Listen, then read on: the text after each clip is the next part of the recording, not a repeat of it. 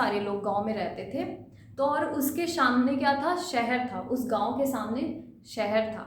तो लोगों को, और उस गांव और शहर के बीच में बहुत बड़ा सा पहाड़ आता था, तो लोगों को गांव से शहर जाने में बहुत दिक्कत होती थी। उन्हें कई मीलों दूर चल के वहाँ से जाना पड़ता था शहर। पहाड़ से तो जा नहीं सकते थे, लेकिन एक लड़का जो था उसने रेगुलरली उस पहाड़ को काट के कई सालों में रास्ता बना दिया। और जब वो काट रहा था पहाड़ तो लोग उस पर हंसते थे कि ये क्या कर रहा है, फालतू का काम कर रहा है, जैसे लग रहा है कि वो रास्ते ही बना देगा। लेकिन हाँ, उसने वो कर दिखाया जो किसी ने नहीं किया। उसने पहाड़ काट के रास्ता बना दिया। ये है दोस्तों रेगुलरिटी की ताकत। ये है रेगुलरिटी की ताकत। आपने कभी सोचा है कि आपके पेरेंट्स आपके लिए स्कूल की और कॉलेज की फीस कैसे लाते हैं? नहीं सोचा होगा, क्योंकि आपको तो आलतू फालतू कामों से फुर्सत नहीं मिलती होगी। आप रेगुलरली सिर्फ 2 घंटे पढ़ो, आप चाहे स्कूल में हो, कॉलेज में हो, डजेंट मैटर। आप सिर्फ रेगुलरली 2 घंटे पढ़ो, और उस 2 घंटे से जो आपको नॉलेज मिलेगी, आप कितना फोड़ सकते हो आप नहीं जानते। अब ये काम नहीं करना है कि हाँ आज मैं 10 घंटे पढ़ लूँगा। आपने 10 घंटे पढ़ लिया, फिर दूसरे दिन का क्या? दूसरे दिन का क्या? आपने कुछ नहीं पढ़ा, आपने कुछ नहीं पढ़ा। तो वो 10 घंटे पढ़ने के बाद आपने हफ्तों कुछ नहीं पढ़ा। क्या आपको, जब आपने 10 घंटे पढ़ा तो एक हफ्ते तक आपने कुछ नहीं पढ़ा, क्या आपको याद रहेगा? नहीं। लेकिन अगर आप रेगुलरिटी 2 घंटे आप पढ़ते हो और प्लस रिवीजन आप करते हो, आप बहुत कुछ कर सकते हो। आप सोच नहीं सकते कि आपके पेरेंट्स आपके लिए कितने परेशान होते हैं आपके खर्चे के लिए। आपके स्कूल कॉलेज का खर्चा, आपके रहन सहन का खर्चा वो कैसे उठाएं।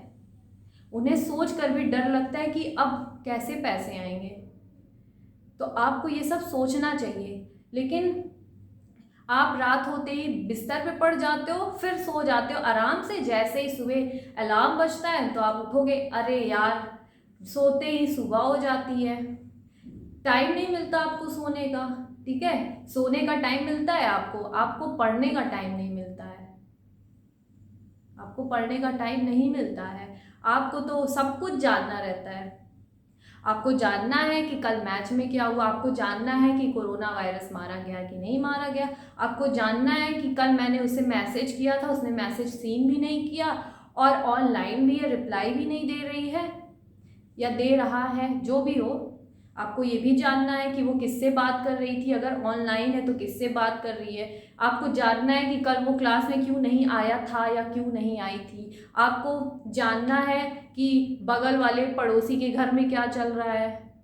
आपको, आपका फ़ोन चार्ज नहीं हो रहा है, आपको यूट्यूब देखना है, और आपको ढिंचैक पूजा के वीडियोस देखने। फिर क्या है, आप कहोगे कि आज तो मैंने बहुत पढ़ लिया भाई, आज तो फुल टाइम मस्ती। और फिर आप पढ़ने में पढ़ के थक जाते हो। इसके बाद क्या करोगे? इसके बाद आप गूगल उठाओगे, उस पर सर्च करोगे कि बिना मेहनत और बिना पढ़ाई कैसे सक्सेसफुल हो। तो पता है रिटर्न में आंसर क्या आता है? भाई ढिंचैक पूजा बन जाओ, बिना टैलेंट के सेलिब्रिटी। ठीक है, ओके। आज बस करते हैं, ख़त्म करते हैं, क्योंकि ये आज मैं लैम्बर्ट्स बियर्स लॉ पढ़ाने वाली हूँ। तो ये वीडियो मोटिवेशन का ज़्यादा और लैम्बर्ट बियर लॉ का कम हो जाएगा। फिर ये मत कहना कि बताया नहीं आपने। ठीक है, तो हम स्टार्ट करते हैं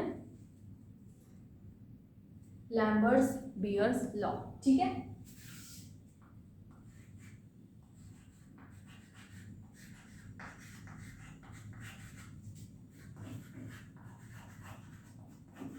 देखो मुझे लैम्बर्ट्स बियर लॉ की स्पेलिंग बिल्कुल याद नहीं आ रही है, पता नहीं क्या है। तो भाई प्लीज़ अगर गलत होगी तो प्लीज़ इग्नोर करना। ठीक है, तो स्टार्ट करते हैं। देखो सबसे पहले मैं क्या करती हूँ, एक डायग्राम ऐसे बना लेती हूँ, फिर आपको बताती हूँ। ठीक है,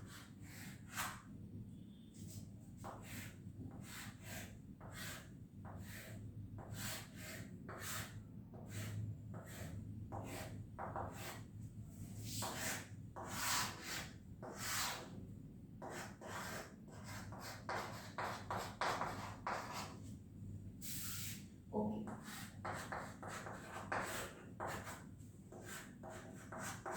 देखिए ये एक सोर्स है, वो सोर्स है हमारा मोनोक्रोमेटिक लाइट।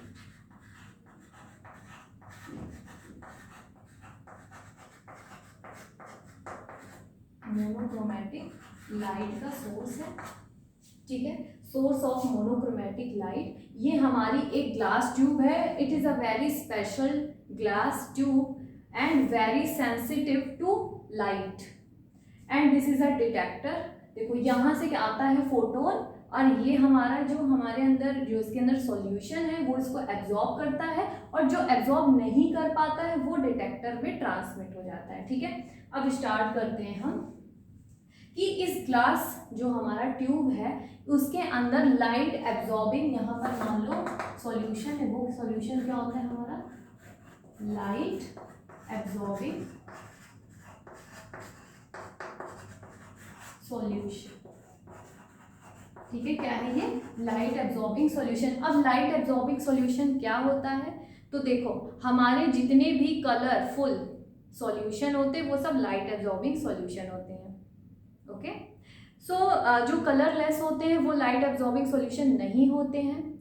कलरफुल सॉल्यूशन जैसे आपने पोटेशियम पर मैग्नेट देखा होगा जो कि पर्पल कलर का होता है, और पोटेशियम डाइक्रोमेट K2Cr2O7 जो हमारा ऑरेंज कलर का होता है। तो ये सब हमारे लाइट एब्जॉर्बिंग सॉल्यूशन कहलाते हैं। यहाँ से फोटोन आता है, एब्जॉर्ब करता है, और जो एब्जॉर्ब नहीं कर पाता है वो डिटेक्टर पे चला जाता है, ठीक है। और हाँ, कलरलेस सॉल्यूशन एब्जॉर्ब नहीं करते हैं फोटोन को, ठीक है। This is your intensity. First of all आपको क्या करना है कि जो लैम्डा होता है वो फिक्स कर लेना है। जैसे सपोज करो कि 2 नैनोमीटर वेवलेंथ हमने फिक्स कर दिया, ओके। मान लो 2 नैनोमीटर सपोज करो, ठीक है। कुछ भी आप फिक्स कर सकते हो, ऐसा नहीं है कि 2 नैनोमीटर आपको फिक्स करना है, कुछ भी कर लो, x नैनोमीटर। अब देखो हमने पढ़ा है कि E इज इक्वल टू होता है hc/लैम्डा, ऑलराइट, पढ़ा है ना। लैम्डा जो होता है वो 2 नैनोमीटर का, मतलब मेरा मतलब है फिक्स कर दिया है। और h क्या है हमारा, प्लैंक्स कांस्टेंट, जिसकी वैल्यू ऑलरेडी फिक्स होती है 6.624 इंटू 10⁻⁻34 जूल सेकेंड, ठीक है। और c हमारा 3 इंटू 10⁻10 सेंटीमीटर पर सेकेंड, ये भी फिक्स है। जब hc फिक्स है, लैम्डा फिक्स है, इसका मतलब है कि जो हमारी एनर्जी होगी वो ऑटोमेटिकली क्या होगी, फिक्स होगी। तो मतलब यहाँ पर एनर्जी और लैम्डा दोनों ही फिक्स है, ठीक है, फिक्स है। अब क्या है, यहाँ से हमारी इंटेंसिटी आ रही है। अब देखो इंटेंसिटी क्या होती है, देखो जैसे मान लो मैं यहाँ लगा देती हूँ, ये हमारी ग्लास ट्यूब है, इसके अंदर क्या है हमारा लाइट एब्जॉर्बिंग सॉल्यूशन है, ठीक है। अब मान लो यहाँ से कोई फोटोन आ रहा है, मान लो 50 फोटोन आ रहा है, 50 फोटोन आ रहा है, ठीक है। तो अब मान लो इस एरिया की हम सिर्फ बात करते हैं, सिर्फ इस एरिया की बात करते हैं, ठीक है। तो इस एरिया में मान लो 50 फोटोन्स पड़े, मतलब आ तो कई सारी रही थी, लेकिन इस एरिया में यहाँ से लेकर यहाँ तक की एरिया में अगर मैं एब्जॉर्प्शन निकालूं तो यहाँ से यहाँ तक के एरिया में मान लो कि 50 फोटोन्स पड़े, that is your intensity. Intensity मतलब होता है कि उस पर्टिकुलर एरिया में कितने फोटोन्स हमारे गिर रहे हैं, कितने हमारे फोटोन्स गिर रहे हैं, ठीक है। तो यहाँ पर मान लो 50 फोटोन्स गिर रहे हैं, तो ये हमारी इंटेंसिटी होती है। और एक चीज़ और आगे के लिए मेरे दिमाग में ही तो मैं बताऊंगी कि जैसे मान लो ये हमारे कई सारे एनर्जी लेवल्स हैं, ठीक है। और ये हमारा क्या है, लोअर एनर्जी लेवल है, और ये सब हमारे क्या है, अपर एनर्जी लेवल है, ठीक है। तो अब हमें ये याद रखना है कि जो लोअर लेवल की जो इंटेंसिटी होती है वो हमेशा ज़्यादा होती है। क्यों होती है, अब सपोज करो कि 50 फोटोन्स हैं, 50 फोटोन्स हैं, वो यहाँ पर पड़े। दोस्तों इंटेंसिटी मतलब होता है कि कितने फोटोन्स गिर रहे हैं, इससे मतलब नहीं फर्क पड़ता हमें, इससे फर्क नहीं पड़ता कि कितना एब्जॉर्ब हुआ है, कितना ट्रांसमिट हुआ है। सिर्फ इतना याद रखो कि इंटेंसिटी मतलब होता है कि कितने फोटोन हमारे लेवल्स पे गिर रहे हैं, ठीक है। तो मान लो यहाँ पे 50 फोटोन्स पहुंचा, कितने पहुंचे, 50, तो यहाँ पर 50 पहुंचा। अब मान लो यहाँ पर 10 जो है, 10 फोटोन्स क्या कर ली, इसने ऑब्जॉर्व कर लिया, बाकी का 40 यहाँ पहुंचा दिया, 40 फोटोन यहाँ पहुंचा दिया, ठीक है, हमें भाई साहब फर्क नहीं पड़ता कि कितना एब्जॉर्ब हुआ है, कितना ट्रांसमिट हुआ है, हमें सिर्फ इतने से फर्क पड़ता है कि उस पर कितने फोटोन गिरे। अब बताओ आप कि 50 फोटोन यहाँ पर गिरे, मतलब इसकी इंटेंसिटी 50 है। अब यहाँ सेकंड लेवल पे कितनी इंटेंसिटी है, 40। फर्क नहीं पड़ता कि इसने 10 एब्जॉर्ब किए और 40 ट्रांसमिट किए। यहाँ पर कितने फोटोन पड़े, 40। अब मान लो इसने भी मान लो 20 फोटोन एब्जॉर्ब कर लिया, तो यहाँ कितने हुए, 20 फोटोन। ठीक है, तो अब देखो पहले वाली की इंटेंसिटी 50, दूसरे वाले की इंटेंसिटी 40 और यहाँ की इंटेंसिटी 20। ठीक है, 20 फोटोन। ओके, तो 20 फोटोन यहाँ पर पड़े। ठीक है, तो आप समझ गए होंगे कि इंटेंसिटी क्या है। इंटेंसिटी मतलब होता है कि किसी भी पर्टिकुलर एरिया में कितने फोटोन हमारे गिर रहे हैं। ठीक है, तो मैं रब कर देती हूँ इसको।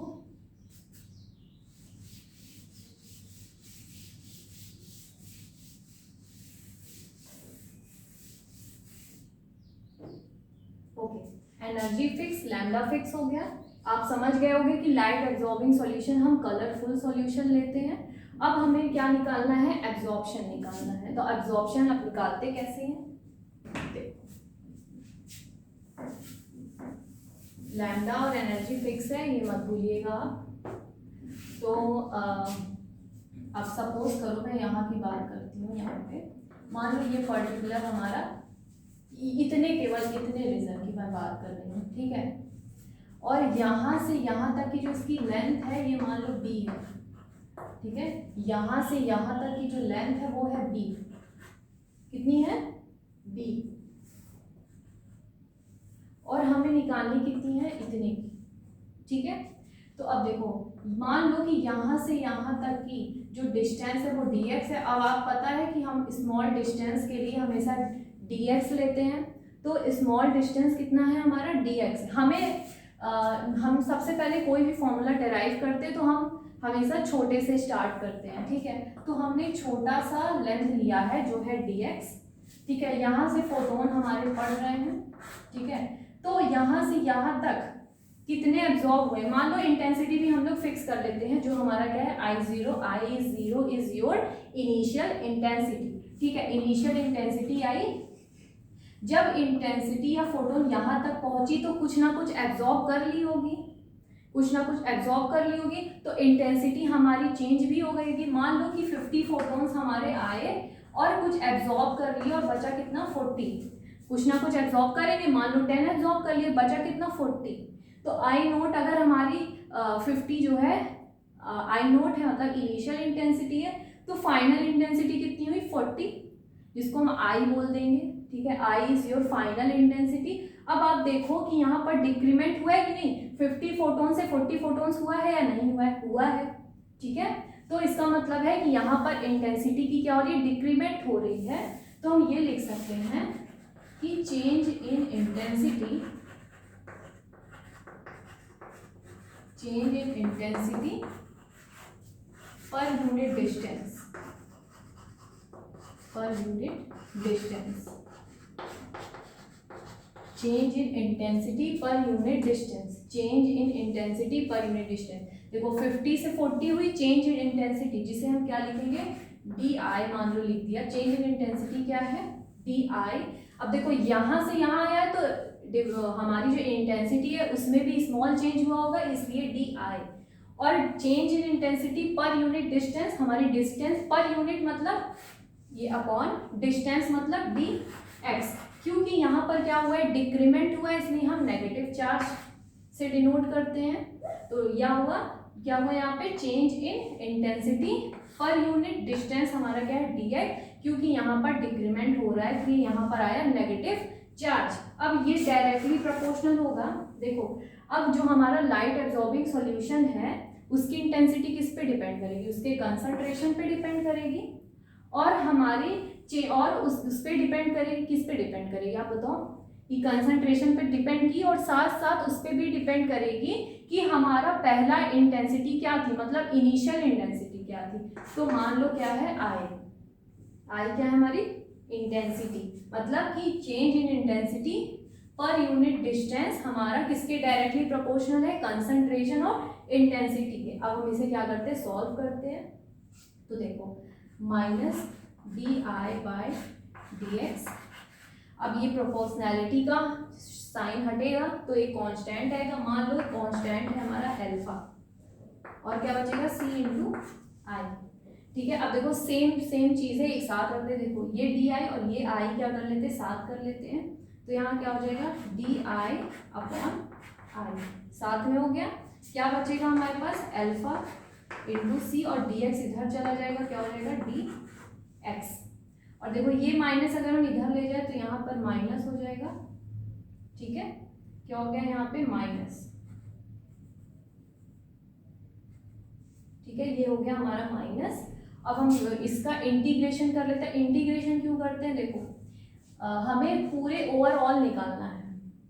हमने अभी तक छोटा माना है तो पूरा मानने के लिए हमें ओवरऑल निकालना पड़ेगा। मान लो हमारे कई सारे क्या है, पीसेस हैं। मान लो यहाँ से यहाँ तो dx था, इसके आगे कितने होंगे।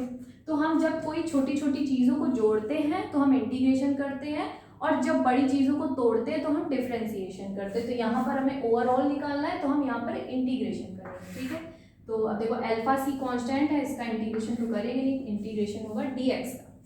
यहाँ पर लिमिट क्या होगी, I0, लोअर लिमिट से अपर लिमिट। I0 क्या है हमारी इनिशियल इंटेंसिटी, I क्या है हमारी फाइनल इंटेंसिटी। ठीक है, और dx है लोअर डिस्टेंस क्या है 0 और फाइनल डिस्टेंस है b।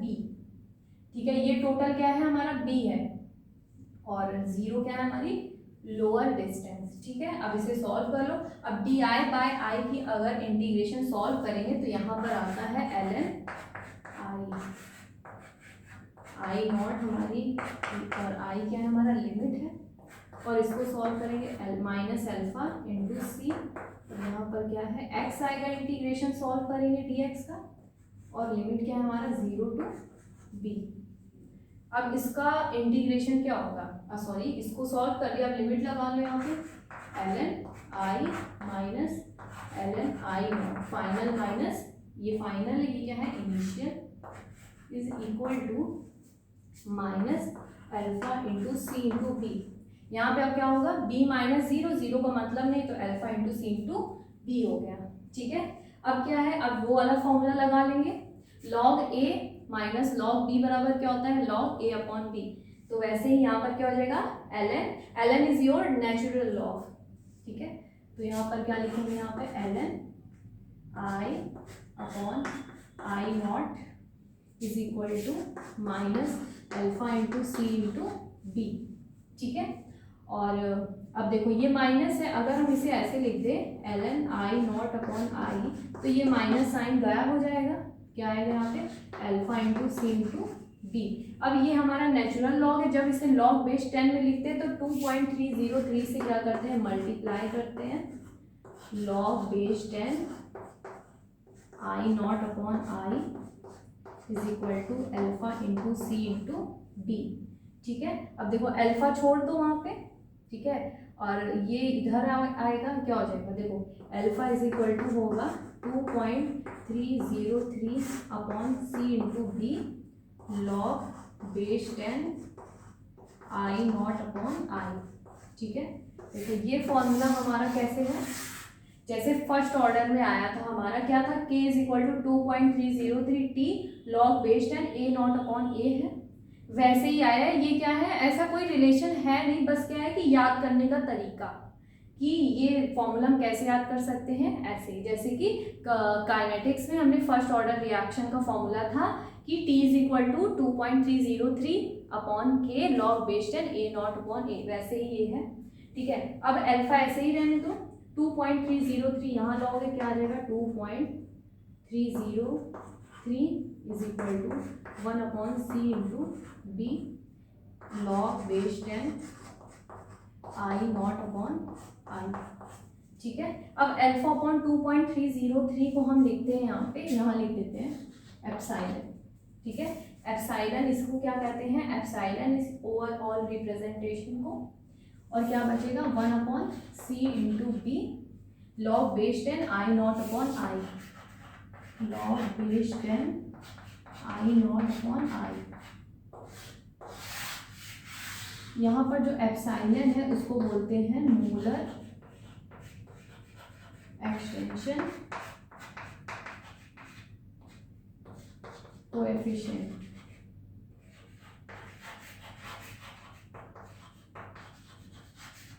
ठीक है, ये हमारा एप्सिलॉन है। और एप्सिलॉन जो है, एक बार क्वेश्चन पूछा गया था कि एप्सिलॉन किस पे डिपेंड करता है, तो जो हमारा एप्सिलॉन है डिपेंड्स ऑन वेवलेंथ। किस पे डिपेंड करता है? वेवलेंथ पे, जहाँ जिसको हमने पहले फिक्स कर रखा था। ठीक है, एप्सिलॉन डिपेंड्स ऑन वेवलेंथ। ठीक है, ओके। अब देखो epsilon your molar extension coefficient. अब क्या है, इसको एक बार क्रॉस मल्टीप्लाई कर लो, क्या हो जाएगा? Alpha into C into B is equal to log base 10 I naught upon I. ठीक है, अल्फा सी बी को हम बोलते हैं absorption. A is equal to log base 10 I naught upon I. ये हमारा क्या है? Absorption. A is equal to क्या है? एब्जॉर्प्शन। ये क्या है हमारा? एब्जॉर्प्शन। ठीक है, तो ये आप सॉल्व करो यहाँ से यहाँ तक। एक बार आप स्क्रीनशॉट ले लो। ओके,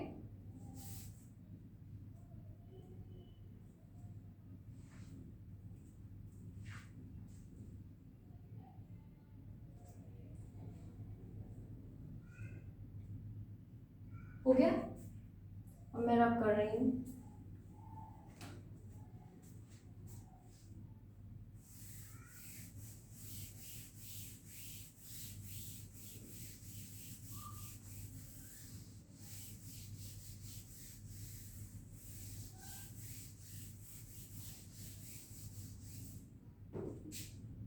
देखो एब्जॉर्प्शन तो हमारा निकल गया। अब बारी आती है ट्रांसमिटेंस की। सोचो ट्रांसमिटेंस बराबर क्या हो सकता है कि कितना हमारा ट्रांसमिट हो गया, ठीक है, अपॉन कितना हमारी इंटेंसिटी क्या थी, निकल, मतलब कितनी इंटेंसिटी एब्जॉर्ब हुई है अपॉन कितनी इंटेंसिटी पहले थी। हमारी एब्जॉर्ब कितनी इंटेंसिटी हुई है, मान लो I is your final intensity. कितनी इंटेंसिटी बची, ठीक है, बाहर कितनी इंटेंसिटी निकली अपॉन कितनी इंटेंसिटी पहले थी। ठीक है, दिस इज योर ट्रांसमिटेंस। ठीक है, अब हम मान लो दोनों का लॉग ले लेते हैं। Log P is equal to log I upon I naught. ठीक है, अब क्या है, log P is equal to minus log I naught upon I. ऐसे लिख सकते हैं, अगर ये ऊपर ले जाए और ये नीचे ले जाए तो माइनस हो जाएगा। अब देखो a is equal to log base 10 I naught upon I आया था, तो इसे हम ऐसे भी लिख सकते हैं, log P is equal to minus a। ठीक है, माइनस पहले से था और ये जो है इस a के बराबर है, तो यहाँ लिख दिया हमने a। ठीक है, तो ये हो गया। इसके बाद हम निकालते हैं परसेंट ट्रांसमिटेंस। देखो यहाँ पे परसेंट लगा दो, percent transmittance is equal to, अब परसेंट निकालने के लिए हम क्या करते हैं, 100 से मल्टीप्लाई करते हैं। ओके, अब ये परसेंट टी, ये 100 नीचे लेके आओ, percent T upon 100 is equal to I upon I naught. ठीक है, ये इक्वेशन याद रखो क्योंकि आगे सॉल्व करेंगे। अब देखो इसे हम ऐसे लिख सकते हैं, a is equal to minus log T लिख सकते हैं, a is equal to minus log T लिख सकते हैं, लिख सकते हैं कि नहीं लिख सकते हैं। अब देखो a is equal to minus log T की वैल्यू कितनी है, आई अपॉन आई नोट, है या नहीं है, है ना। अब देखो ये आई अपॉन आई नोट की वैल्यू क्या है, परसेंट टी अपॉन 100, इसको यहाँ पर लिख लो, a is equal to minus log I upon I naught किसके बराबर है, परसेंट टी अपॉन 100।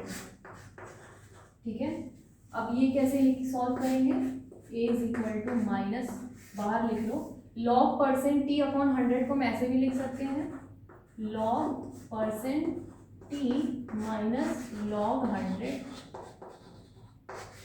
ठीक है। अब इस log 100 को हम 10 का स्क्वायर लिख सकते हैं।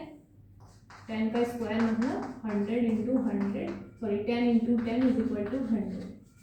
10 का स्क्वायर लिख सकते हैं, तो इसे 10 का स्क्वायर डायरेक्ट लिख लो, ठीक है।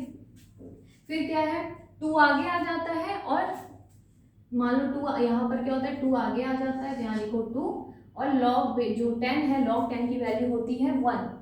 log 10 की वैल्यू क्या होती है, 1 होती है, तो यहाँ पर आएगा minus log percent t minus 2 into 1, 2 into 1 मतलब 2, तो ये आया, ठीक है। तो a इज इक्वल टू, इसको ब्रैकेट खोल दो, माइनस log परसेंट t, ये माइनस और ये माइनस मिलकर के प्लस हो गया, तो a की ये फाइनल फॉर्मूला आता है 2 माइनस log परसेंट t।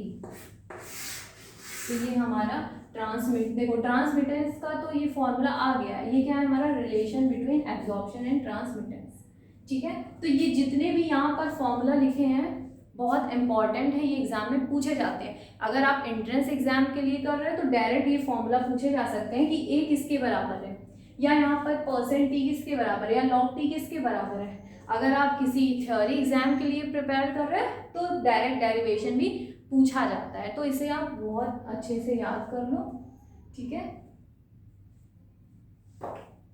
एक बार आप लोग लिख लो इसको।